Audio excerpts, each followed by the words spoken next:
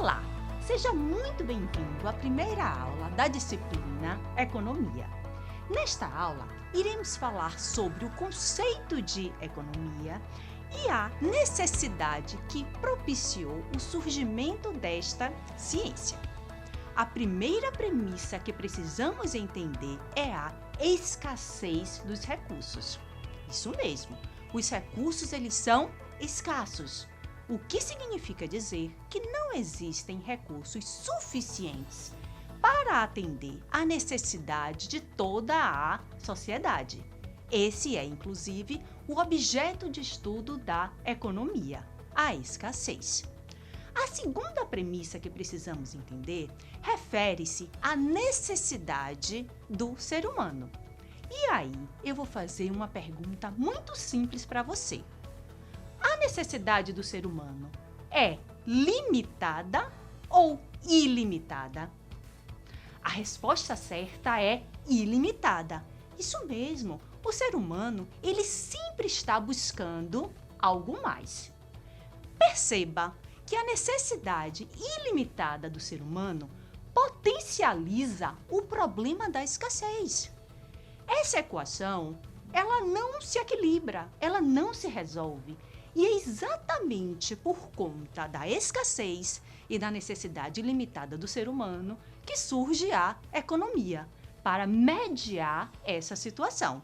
Confira comigo agora o conceito de ciência econômica.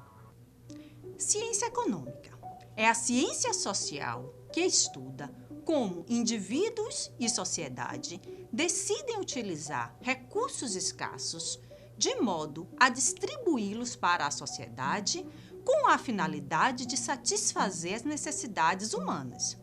Observe as 3 palavras-chave: ciência social, recursos escassos e necessidade humana. Por conta da escassez, surge a necessidade de fazermos escolhas, de estabelecermos prioridades. E exatamente por conta dessa necessidade de fazermos escolhas que surgem os problemas econômicos fundamentais, que são 3 perguntas: o que produzir, como produzir e para quem produzir. Confira comigo. O que produzir refere-se ao produto que será ofertado para a sociedade. Aí vai uma dica. Não basta o produto ser bom, tem que existir pessoas com necessidade de consumi-lo. O segundo problema econômico fundamental é como produzir, que refere-se à metodologia, ou seja, como o produto será produzido. E o terceiro é para quem produzir, que refere-se ao público-alvo, aquele que se pretende atingir. Joia! Agora que você já sabe o que é a economia e como ela surgiu, precisa entender também que essa economia ela pode se organizar em 2 formatos distintos, que é o modo de produção capitalista e o modo de produção socialista. O capitalismo se respalda em 2 premissas básicas, que é o individualismo, que é a ação individual, e a possibilidade de acumular. Confira agora as principais características do capitalismo.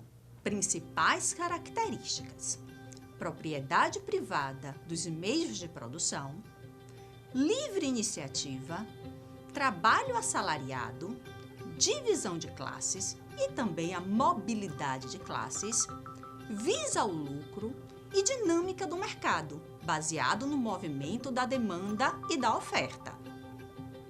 O socialismo surge como um contraponto ao capitalismo. Neste modelo, as questões econômicas são resolvidas pelo Estado e prevalece a propriedade pública dos meios de produção. Prioriza-se a distribuição equitativa da riqueza, com o objetivo de alcançar uma sociedade mais justa e igualitária.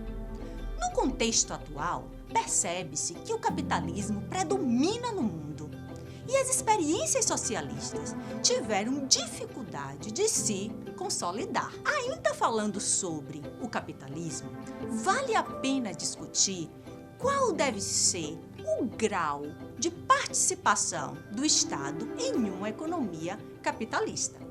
Adam Smith, que é considerado o pai da economia, defendeu o liberalismo econômico, que é a não intervenção do Estado na economia.